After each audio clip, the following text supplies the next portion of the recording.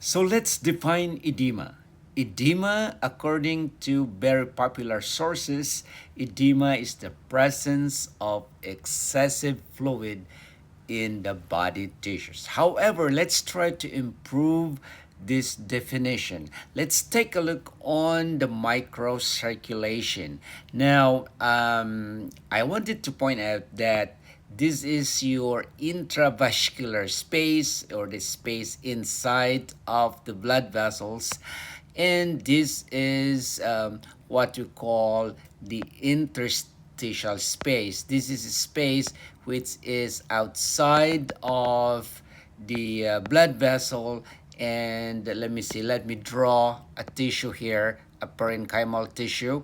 Okay, so you know that tissue is composed of cells, right? So um,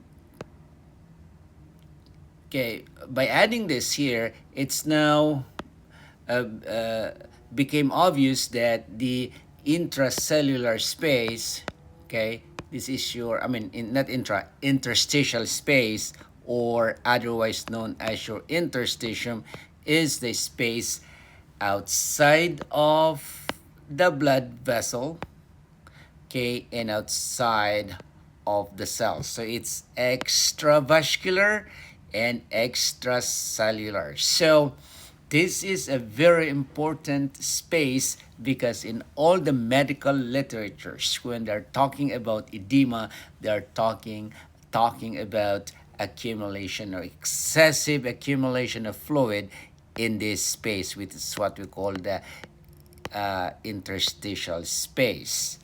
However, um, um, the next question is, okay, do we have cells inside of the blood vessel? And the answer is resounding yes. Remember, we have, let me change that. Okay.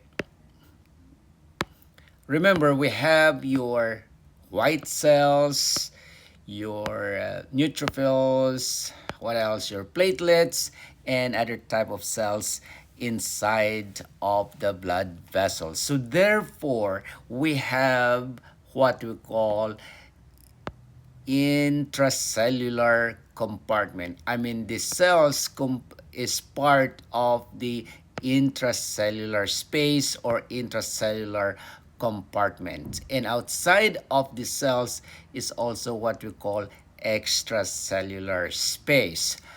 Now, the question would be, if there is an excessive accumulation of fluid inside of the blood vessel or intravascular, do you call it edema? Is there edema formation when there is an excessive accumulation of fluid inside of the blood vessel? The answer is no. NO. So, what do you call it? If there is an excess fluid inside of the blood vessels on the arterial side, we call it hyperemia. And if there is an excessive accumulation of fluid on the venous side, we call it congestion, but we don't call them edema. Okay? Now,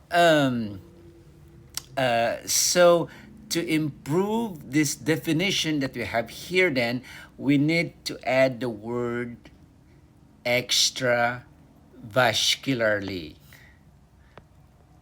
Extravascularly. So edema is the presence of excessive fluid in the body tissues extravascularly.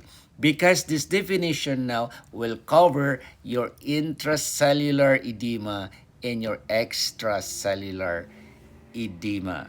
Now, the focus of my discussion for this lecture will be your extracellular edema, or what we call your interstitial edema. I will have a separate video on intracellular edema, because that's also one of the things that usually overlooked. Okay, we're always focusing on the interstitial edema, which is the which is the most common.